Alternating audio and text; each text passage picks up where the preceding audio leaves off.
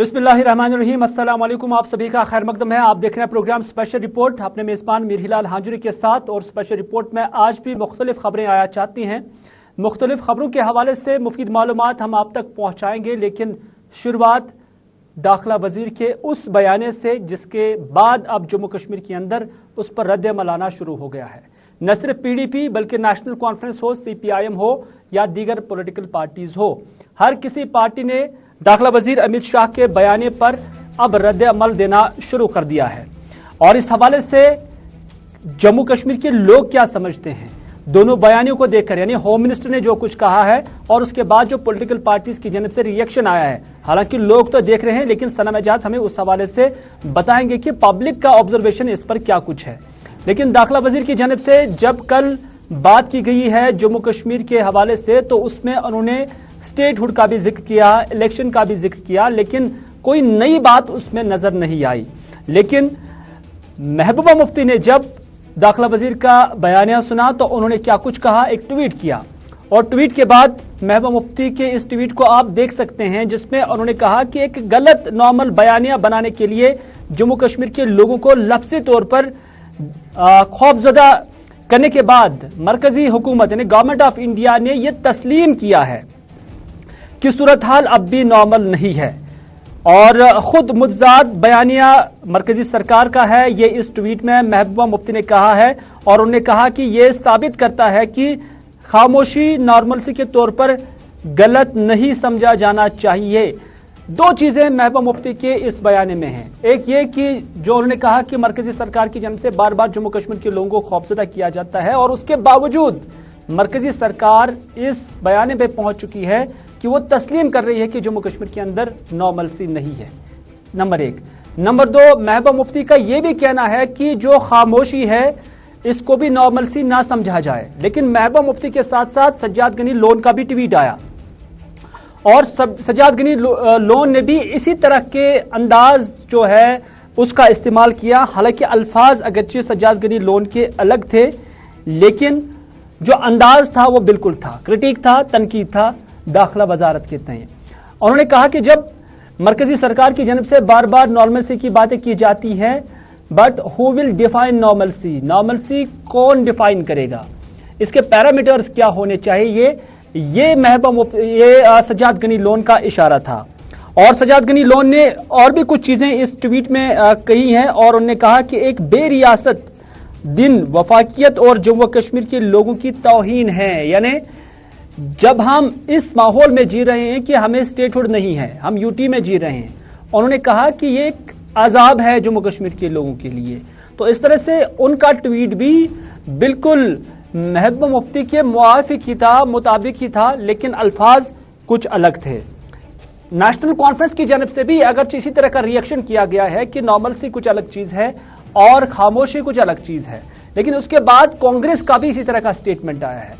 और कांग्रेस के लीडरान का मानना है कि जिस गवर्नेंस की बात की गई है, जिस नॉर्मलसी की बात की गई है, जमीनी स्तर पर वो कहीं पर नजर नहीं आ रहा है। बल्कि डॉक्यूमेंट्स पर तहरीर तो बहुत सारा है, लेकिन कहीं पर भी जमीन पर यह नजर नहीं आ रहा है। कांग्रेस का रिएक्शन जाने की कोशिश करेंगे। कांग्रेस के एक लीडर की जानब से जो रिएक्शन आया है उस पर उन्होंने क्या कुछ कहा, आइए देखते हैं। कल जो बयान आया अमित शाह का कि गुड गवर्नेंस की जो बात की है, दिस इज सिंपली आईवाश। मैं कहता हूं क्योंकि ये लोगों की अटेंशन को डाइवर्ट करने के लिए रियल इश्यूज से, क्योंकि इस वक्त जो रियल इश्यूज हैं वो लोगों के बहुत ज्यादा हैं, हद से ज्यादा हैं।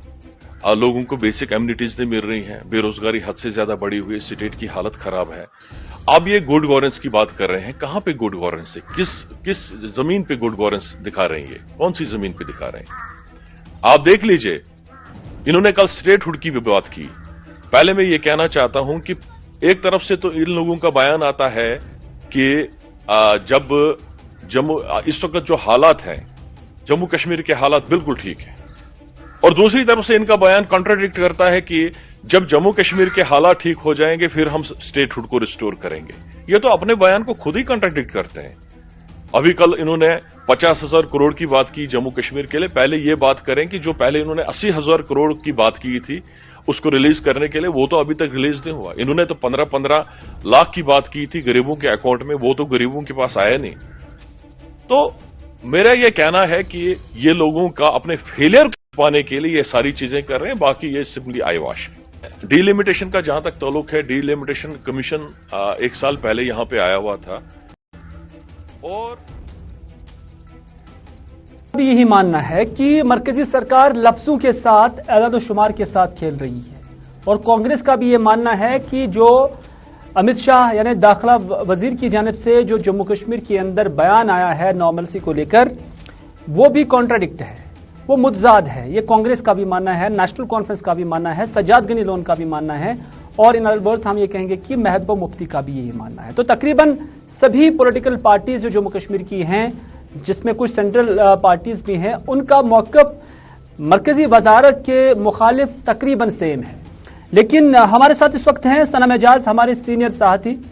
उनसे हम जानने की कोशिश करेंगे कि उन्होंने अमित शाह का बयान भी देखा और उसके साथ साथ मुख्तलिफ पॉलिटिकल पार्टीज के बयानात भी देखे, काफी कॉन्ट्राडिक्शन उसमें नजर आ रहा है। लेकिन पब्लिक दोनों चीजों को देख रहे हैं, वो अमित शाह के बयान को भी देख रहे हैं और पॉलिटिकल पार्टीज के बयानात को भी देख रहे हैं। तो अभी तक सनम आप क्या ऑब्जर्व कर पाए हैं, लोगों का नुक्ते नजर किस तरफ जा रहा है और लोग किसके बयानियों को सही और दुरुस्त ठहरा रहे हैं?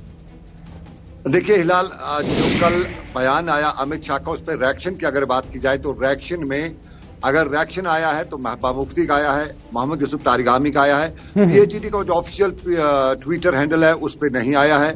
मोहम्मद यूसुफ तारिगामी का जो उनका अपना पर्सनल अकाउंट है उस पर आया है, सजाद गनी लोन का आया है, पीपल्स कॉन्फ्रेंस पे भी आया है और सजाद गनी लोन ने अपने अकाउंट से भी किया है। लेकिन सबसे बड़ी बात है उमर अब्दुल्ला, फारूक अब्दुल्ला, इन दोनों का इनका ट्विटर पे कोई ट्वीट नहीं आया है।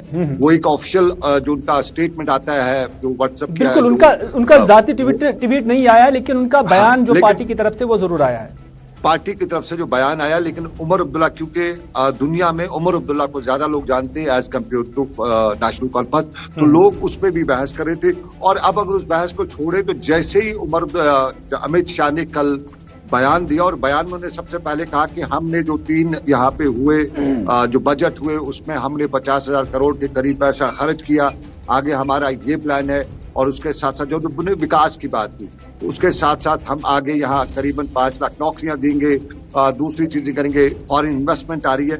ये सारी चीजें लोगों ने सुनी, पॉलिटिकल लीडर्स ने सुनी। लेकिन इसके साथ ही क्रिटिसिज्म जिसे हम कहते हैं वो आना शुरू हुआ। क्रिटिसिज्म सबसे पहले सोशल मीडिया पे, क्योंकि कहीं पे भी कोई बात बनती है तो सोशल मीडिया से ही निकल के आती है। तो सोशल मीडिया पे ये आना शुरू हुआ कि जहां पिछली सरकारों ने घपला घोटाला किया, वो उसका रिएक्शन सरकार जाने, सरकार उससे किस तरह लेती है। लेकिन पिछले 3 बजट जो पास हुए हैं उसके दौरान जो पैसा खर्च हुआ है, क्या वो जमीनी सतह पे खर्च हुआ है? क्या यहाँ 100% लोगों को पानी मिल रहा है? क्या यहाँ बिजली की वो कटौती नहीं है जो पिछली सरकारों में होती या उससे बदतर है? क्या हमारी सभी सड़कों पे पेट्रोल तारकोल वगैरह डाला गया है? क्या महंगाई पे कंट्रोल किया? ये सोशल मीडिया पे बहस चल रही थी और अमित शाह से बराह रास्त पूछा जा रहा था। और आज भी हम भी जिससे भी मिले शहर में तो उसका भी यही सवाल था कि ये कौन सा बयान है, उसमें क्या है। अब जरा सियासतदानों का बयान देखते, तो सियासतदानों के बयान में जब नॉर्मलसी की बात की गई, जहां अमित शाह जब नॉर्मलसी की बात कर रहे थे तो कश्मीर के कुलगाम में एनकाउंटर चल रहा था, ये लोग मुझे बता रहे थे कि नॉर्मलसी यही है। और उसके साथ साथ अमित शाह, ये भी यहाँ की पॉलिटिकल पार्टीज ने अमित शाह के बयान पर रिएक्ट करते हुए बताया है कि जम्मू कश्मीर में अक्सर सरकार कहती है या गवर्नमेंट ऑफ इंडिया पार्लियामेंट में कहती है कि हम नॉर्मलसी की तरफ एक बड़ा कदम बढ़ा चुके हैं, नॉर्मलसी रेस्टोर हो रही है, मिलिटेंट्स मारे जा रहे हैं। लेकिन जिस तरह महबूबा मुफ्ती का भी कहना कि दोष दबाव वाला जो मामला है, उसके साथ साथ सजाद गनी लोन का कि नॉर्मलसी की टर्म जो है वो डिफाइन की जाए, उसके पैरामीटर्स क्या है, ये आम लोग शहर में पूछ रहे थे। चूंकि बीजेपी वाले उन्होंने इसमें कोई रिएक्ट नहीं किया, उनका पूछना था कुछ, चूंकि कश्मीर के जो बीजेपी के लोग हैं उनका यही कहना था कि इस पे बात ही नहीं करनी है, ये बड़े लोग जाने। लेकिन ओवरऑल जो है इस वक्त कश्मीर में जो सिचुएशन बनती जा रही है, कश्मीर में सिचुएशन है और उस पर मरकजी वजीर का बयान ये कहीं पूरा मेल नहीं खाता है। हाँ, विकास या डेवलपमेंट के लेवल पे कहा देखा जाए तो कहीं न कहीं कुछ जो है पायदान उसमें जो है। जैसा कि हम देखते हैं कि दाखिला वजीर की जानब से ये भी कहा गया है कि जो मिलिटेंसी के बाकात है वो कम हुए हैं और उनका ये भी दावा है, डेटा के साथ वो कहते हैं कि स्टोन पेल्टिंग भी बहुत कम हुई है और ऐसा लग रहा है कि ये ग्राउंड पे इस तरह की चीजें हो रही हैं। लेकिन जो एक सेंस ऑफ सिक्योरिटी जब हम एक आम कश्मीरी की जब देखते हैं, जो तहफ़्फ़ुज़ का एहसास किसी में पैदा होना, वो किस हद तक आप अभी लोगों में देख रहे हैं? देखिए हिलाल, एक चीज माननी पड़ेगी, और हम जर्नलिस्ट लोग हैं, हम ग्राउंड पर रहते हैं, हमें सही बात ग्राउंड की बतानी चाहिए ताकि सरकार उन पहलुओं पर गौर करे। क्रेडिबल अथॉरिटीज होती है, जर्नलिज्म होता है, जर्नलिस्ट होता है, तो इसको सही ग्राउंड सिचुएशन अपनी सरकार को, अपने लोगों को बतानी चाहिए। तो ग्राउंड में इस वक्त जो नॉर्मलसी की बात की जाती है, शायद नॉर्मलसी हो भी जाती, लेकिन सरकार के जो पुर्जे हैं वो उसको सही तौर पे डिलीवर नहीं कर पा रहे हैं, ग्राउंड पे सही तौर पे लोगों को समझा भी नहीं रहे। अक्सर सरकारी दफातर में जब कोई आदमी जाता है, बड़ा साहब कभी भी वहां पे नहीं होता है, या तो टूर पे होता है, या छुट्टी पे होता है, या मीटिंग में होता है। तो जब बड़ा साहब मिले ना, तो एक आम आदमी को उसका जो डेवलपमेंट की बात होती है वो कहां से कर पाएगा, वो कहां से मान लेगा कि सरकार एग्जिस्ट करती है जब उसको कोई सेक्रेटरी ना मिले, कमिश्नर ना मिले, दूसरा आदमी ना मिले। हमारे सरकारी दफातर का ये हाल है। और जब तक सरकार या जो यहाँ के राज्यपाल है, लेफ्टिनेंट गवर्नर, जब तक वो इसकी तरफ गौर करेंगे, तब तक एक आम आदमी को सरकार बताना कि मैं हूँ, वो शायद हजम वाली बात नहीं होगी, क्योंकि उसका काम नहीं होता है। यानी जो एक्सेस है लोगों की, जब तक ना वो बड़े ओहदों पर फाइज अफसरान तक होगी, जब तक ना उनकी फाइलें फौरन से पेशतर जो है क्लियर हो जाएंगी, तब तक इसे गुड गवर्नेंस भी नहीं कहा जा सकता है। फिलहाल सनम, आपका बहुत बहुत शुक्रिया इस हवाले से बात करने के लिए। दाखिला वजीर का बयान और उस पर पॉलिटिकल पार्टीज का रिएक्शन, और उसी के साथ साथ पब्लिक का रिएक्शन भी हम देख रहे हैं कि सोशल मीडिया पर किस तरह का आ रहा है, उस पर बात हो रही थी। तो कहीं ना कहीं जहां गुड गवर्नेंस की बात की जा रही है, वहां पर इस हवाले से, इस बयान को लेकर कश्मीर के आम लोग हो या जम्मू के आम लोग हो, उनकी जानब से अलग अलग रिएक्शन भी देखने को मिल रहा है।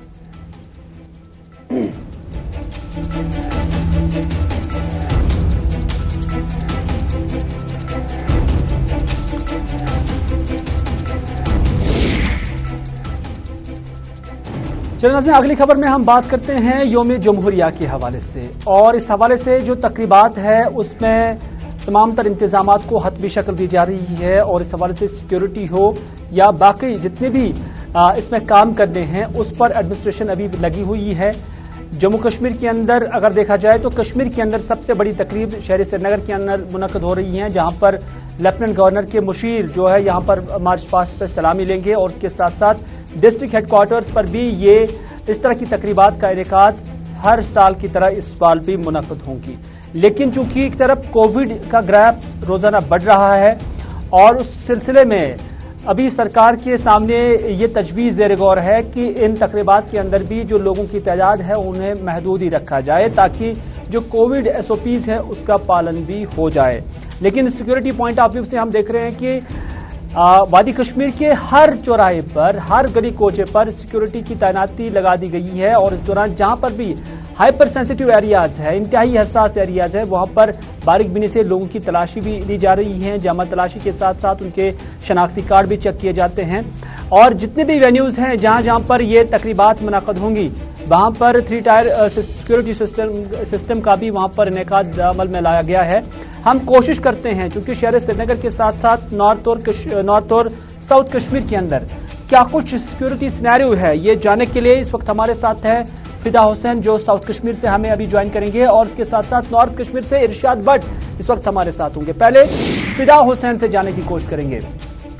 फिदा, अनंतनाग हो, कुलगाम हो, शोपियां हो, पुलवामा हो, किस तरह की सिक्योरिटी अरेंजमेंट्स किए जा रहे हैं, और इसमें जो कहा जा रहा है सरकार के सामने ये ज़ेर तजवीज़ है अभी भी कि जो तकरीबात हैं उसमें महदूद लोगों को जाने की इजाज़त होगी, तो उस पर हमारे नाज़रीन को आगाह कराइए। देखिए हिलाल, मैं आपको बता दूं कि अगर हम रिपब्लिक डे के हवाले से जनूबी कश्मीर में किस तरह के सिक्योरिटी इंतजामात को किया गया है, और अगर हम पूरे जनूबी कश्मीर पे नजर डालेंगे, चाहे पुलवामा, कुलगाम, अनंतनाग, शोपियान के साथ साथ अवंतीपुरा, त्राल इलाकों की बात करेंगे। सबसे पहले मैं बता दूं सिक्योरिटी सिनेरियो की बात करेंगे, सिक्योरिटी के सख्त तरीन इंतजाम जो है वो इस वक्त देखने को मिल रहे हैं, और जहां पे सिक्योरिटी फोर्सेज जो है उन्होंने अपने नाके भी जो है वो बहुत सारे जगहों पे इजाफी नाके जो है वो लगाए। सबसे बड़ी तकरीब अगर हम जिला हेडक्वार्टर्स की बात करेंगे, अनंतनाग में सबसे बड़ी तकरीब होगी, उसके बाद कुलगाम में सबसे बड़ी तकरीब होगी हेडक्वार्टर पे, और पुलवामा के हेडक्वार्टर पे होगी, और साथ ही साथ अवंतीपुरा की भी।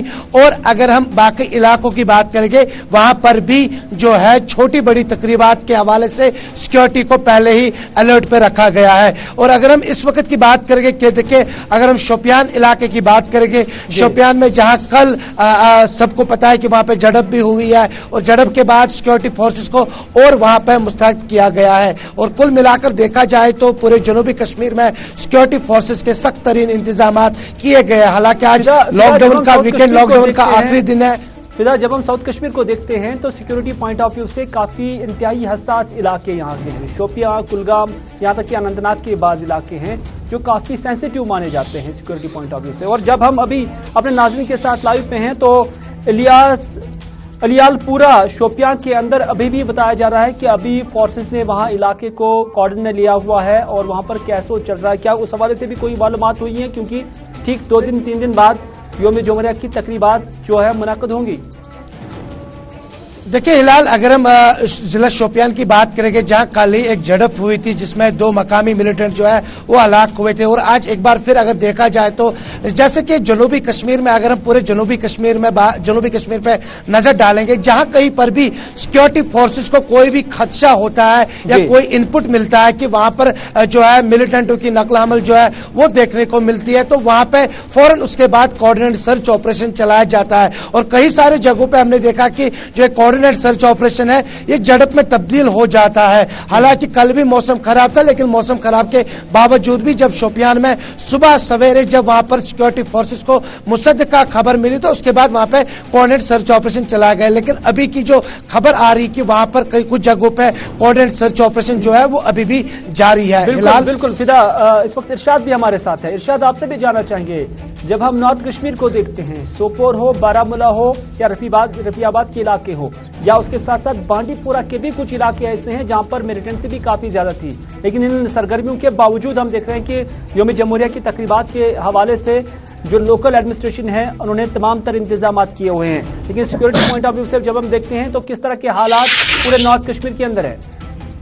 बिल्कुल हलाल, अगर शुमाली कश्मीर के जिले बारामूला के साथ साथ चाहे रफीकाबाद की बात करें या बांडीपुरा हंदवारा की बात करें, वहां पे सिक्योरिटी के इंतजाम जो है वो सख्त किए गए हैं। और अगरचे देखा जाए लगातार जो है सुबह से सिक्योरिटी जो है वो नाकों पे लगाए गए और वहां पे बाज़ाब्ता तौर पर जो है पूछताछ की जा रही है। और लोगों से यही कहा जाता है कि आप एसओपी का खुसूसन जो है ख्याल रखें। और इसके साथ साथ देखा जाए, क्योंकि अगरचे कोविड का जो लगातार कहर जारी है और इस ज़मन में पिछली दफा जो है जिला इंतजामिया ने ऑर्डर निकाला, फिलहाल जो है 3 दिन जो है बारामूला लॉकडाउन रहेगा। इस ज़मन में अगरचे देखा जाए लोग जो है कॉपरेट करते हुए दिखाई दे रहे हैं। और अगर अब लोगों की तलाशी ली जा रही है जगह, हालांकि हर साल हम देख रहे हैं कि ऐसी तकरीबात के पेश नजर इस तरह के अरेंजमेंट्स किए जाते हैं, क्योंकि सिक्योरिटी फोर्सेस को कुछ खदशात भी होते हैं तो उन्हें दूर करने के लिए इस तरह का एक अमल चलाया जाता है।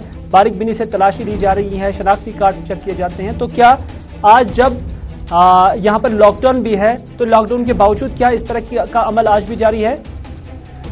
बिल्कुल हिलाल, अगरचे हम जिले बारामूला के साथ साथ जो दिगर इलाके हैं वहाँ पे लगातार जो है दुकानें बंद है। और अगरचे हमने कल भी जिला तरक्याती कमिश्नर के साथ बात की या आज सुबह से हम डिस्ट्रिक्ट एडमिनिस्ट्रेशन के राब्ते में रहे, वहाँ पे देखा जाए क्योंकि एक तरफ से कोविड का कहर लगातार जारी है, दूसरी तरफ अगर देखा जाए योम जुमहूरिया की तकरीब जो है वो कुछ ही दिनों के बाद जो है इनकाद होने वाली है। क्योंकि अगर से देखा जाए जिला इंतजामिया की तरफ से जो इंतजाम किए गए हैं वो अच्छे तरीके से किए गए हैं और सिक्योरिटी के खातिर का इंतजाम किए गए हैं। इंतजाम किए गए हैं, नॉर्थ कश्मीर हो, सेंट्रल कश्मीर हो या साउथ कश्मीर हो। फिलहाल इरशाद, आपका भी बहुत बहुत शुक्रिया, और फिदा हुसैन, आपका भी बहुत बहुत शुक्रिया पूरी जानकारी अपने इलाकों के हवाले से देने के लिए और हमारे नाज़रीन को अपने अपने इलाकों से आगाह कराने के लिए।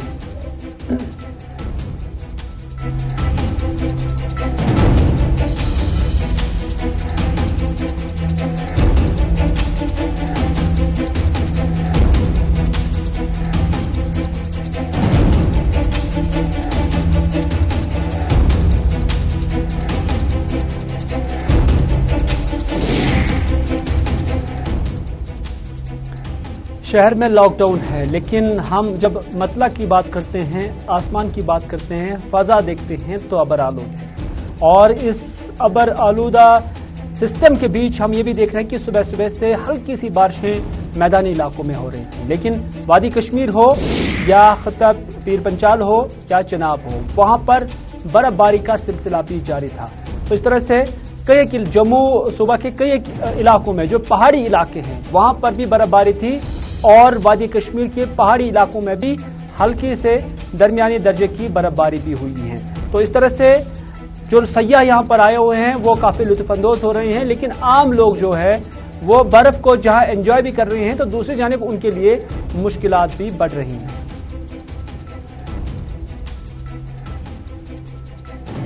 बर्फबारी हो रही है, लोगों को मजा आ रहा है बर्फ में, लेकिन एक बात है कि लॉकडाउन भी है।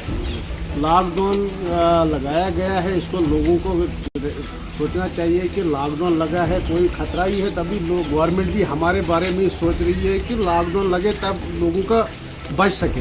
लोगों को चाहिए बर्फ भी है, आराम से घर में बैठे बुखारियों के नीचे बैठे आराम से लॉकडाउन का मजा उठाए और बर्फ का भी लुत्फ उठाएं घर बैठे आराम से। भद्रवाह में आज बर्फ जमाजम पड़ रही है, ऊपर से इंतजामिया का लॉकडाउन भी है, साथ में ऊपर वाले का भी लॉकडाउन शुरू हो चुका है। लोगों को, सरकार को आज लोगों को ज़्यादा अंदर धकेलने की ज़रूरत नहीं है, लोग खुद ब खुद आज अंदर आराम से बैठे हुए हैं। अब तो यही है, कुछ लोग मज़े ले रहे हैं और जिला इंतजामिया से हमारी यही गुजारिश है कि अगर बर्फ़ ज़्यादा हुई तो थोड़ा सा अलर्ट रहें कि इनके लोगों को मुश्किलात नहीं होनी चाहिए। बाकी बर्फ़ हो, लॉकडाउन हो, लोग मुतमईन हैं। तो इसी के साथ हम तमाम जिला इंतजामिया से ये रिक्वेस्ट करेंगे कि अगर बर्फ़ ज़्यादा पड़ी तो थोड़ा सा अलर्ट रहें। बडगाम से माजहामा रेलवे स्टेशन के दरमियान एक हॉल स्टेशन जो है उसका कयाम अमल में लाया गया है। हालांकि इस इलाके के, न सिर्फ इस इलाके के बल्कि माजहामा और बडगाम के दरमियान तकरीबन दर्जन भर ऐसे इलाके हैं जहां के मकामी लोगों की हमेशा से ये डिमांड रही है कि एक हॉल स्टेशन यहां पर रखा जाए ताकि जो इस इलाके के आसपास लोग हैं वो इस रेलवे सर्विस का फायदा उठा सकें।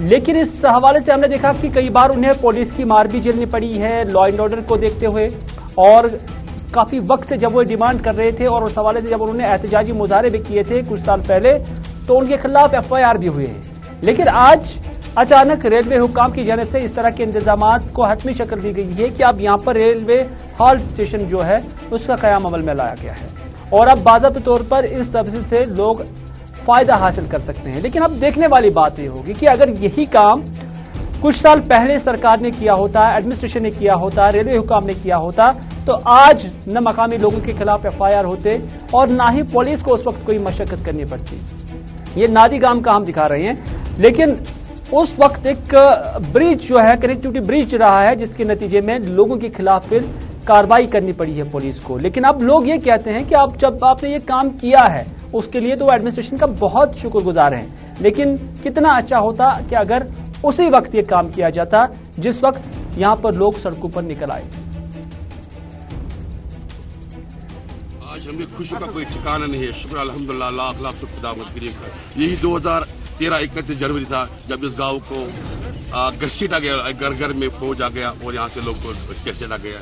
लेकिन वो 31 जनवरी तक जब 31 पर यहाँ पर लगी, लेकिन मैंने उनको कहा इंशाल्लाह हम हक पर हैं, हम लड़ेंगे। और आज 2022 23 जनवरी को हमें आज उसका मिल गया वो फ्रूट, वो जवाब मिल गया कि जिसके लिए हम तरस रही थी 9 साल तक। इस वक्त नादीगाम रेलवे हट स्टेशन पे है। यहाँ पर जो है आज बाज़ाब्ता तौर पर रेलवे डिपार्टमेंट ने यहाँ पर इस जो यहाँ पर रेलवे हट बनाया गया है इसकी इनॉग्रेशन की है।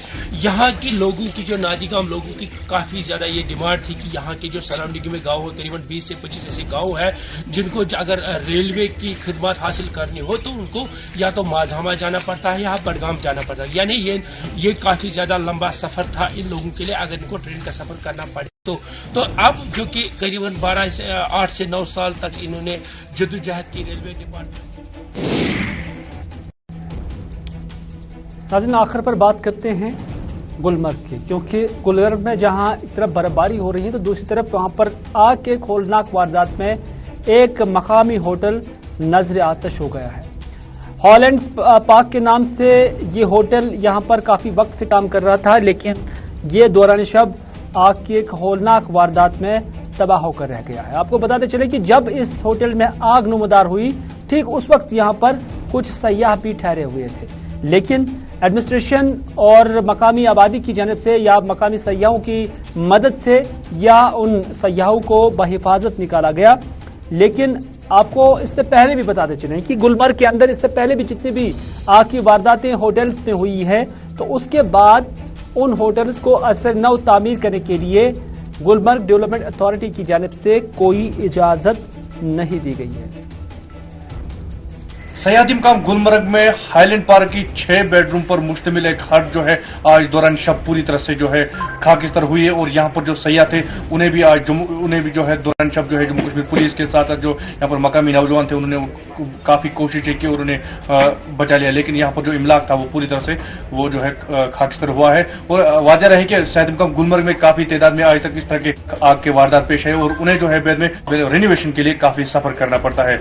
अब उम्मीद ये की जाती है कि नशरियात के बाद जितने भी गुलमर्ग में जो आज तक आग की वारदातें हुई, जो हट्स या होटल्स वहां पर जले हैं, उनकी रिनोवेशन के लिए सरकार इकदाम उठाएगी ताकि दोबारा से उनका कामकाज जो है। तो नाज़रीन 4:27 हो गए हैं। इसका मतलब है कि प्रोग्राम स्पेशल रिपोर्ट का जो वक्त है वो इख्तिताम पजीर हुआ चाहता है। इसी के साथ दीजिए अपने मेजबान मिरहिलाल हांजुरी को आज की इस नशस्त से यहीं पर इख्तिताम करने की इजाजत, इस वादे के साथ कि अगर जिंदगी रही तो आपसे फिर होगी मुलाकात। तब तक के लिए खुदा हाफिज, फी अमानिल्लाह।